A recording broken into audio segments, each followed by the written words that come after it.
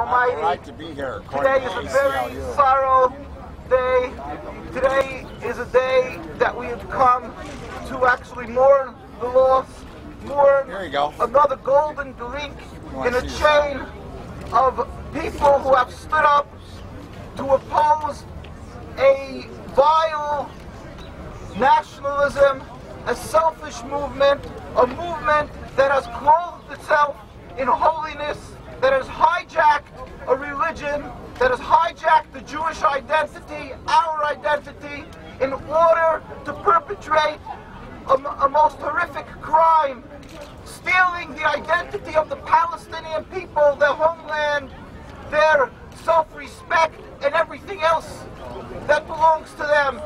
And in order to perpetrate this selfish, flawed nationalism, which is called Zionism, and eventually which became the State of Israel, this movement decided, although they detested God and religion, Theodor Herzl, Ben Gurion, Chaim Weizmann, all these people openly detested God and furthered themselves from religion. Yet these hypocrites put on a mantle of religion, used the Star of David and the name of Israel, how repugnant, in order to be able to get their legitimacy, to wave the Bible as a deed to take the land from the Palestinians, and in order to accuse everybody who stands up for godliness, for the rights of the Palestinians, that they are anti-Semitic. And that is a crime, one of the worst crimes, because they have intimidated the world. They have made that there is a deafening silence among the leaders of the world.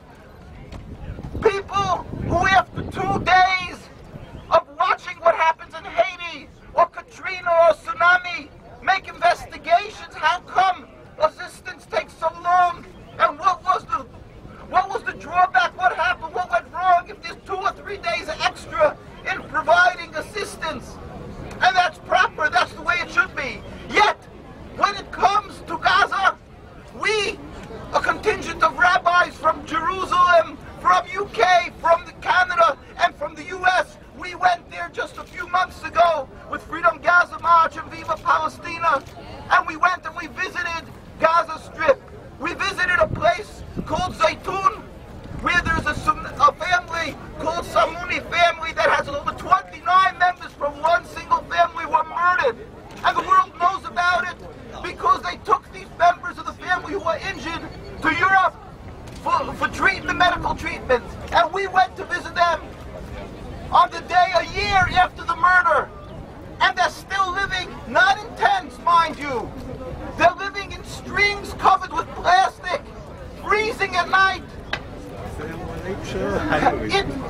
Unbearable heat during the day, no proper water.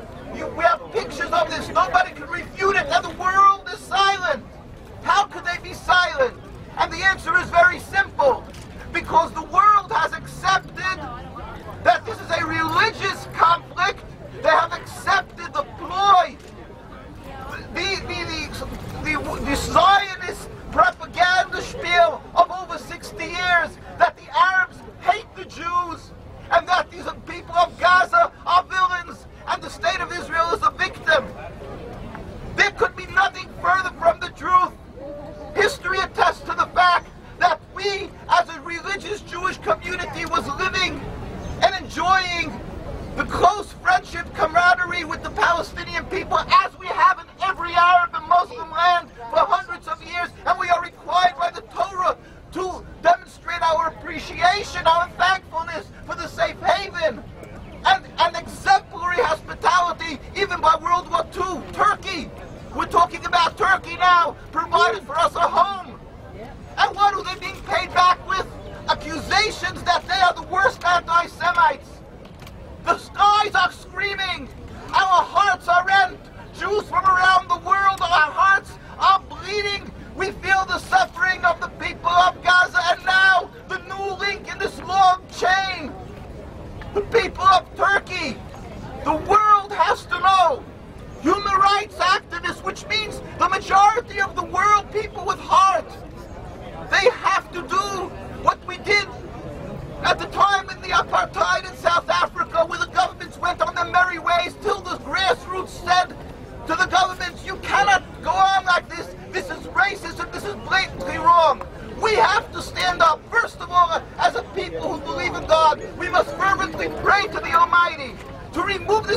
generation to remove this impediment to peace, which is called the State of Israel, not a religion. We've been coexisting, Jews and Muslims and Christians, for hundreds of years. That is not the problem, it's the new neighbor to the block.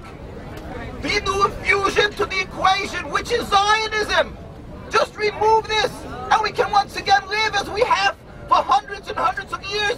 History attests, and there are people in their 70s and 80s who will attest to our coexistence.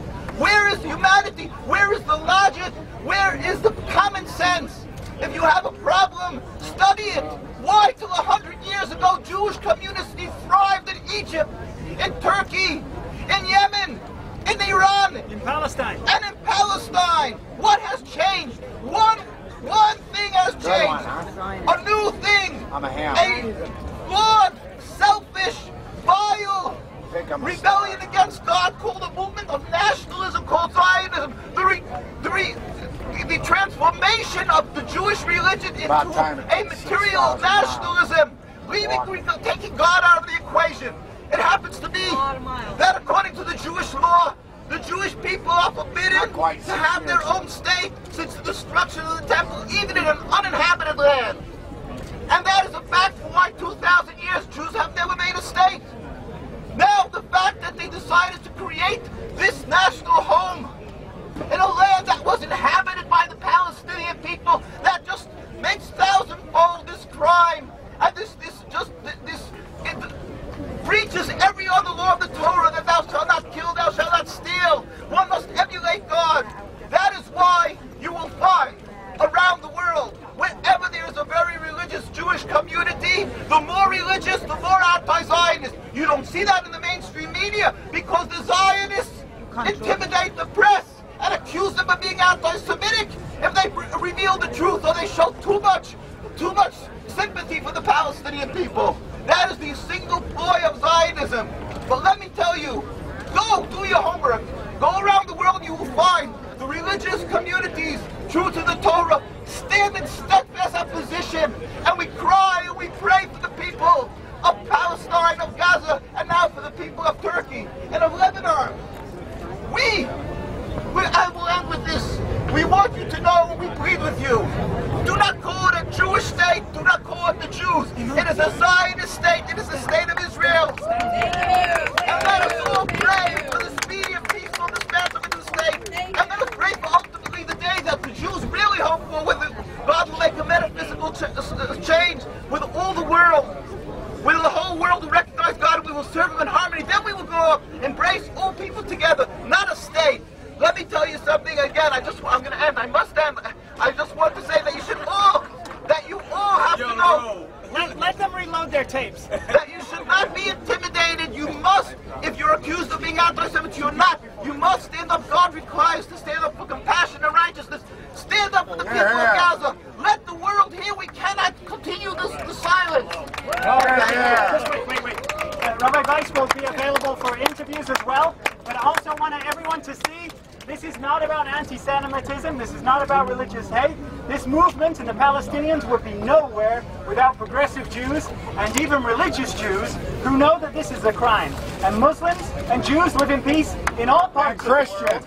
And Christians as well. And this is more proof of it right here. The next speaker is an imam.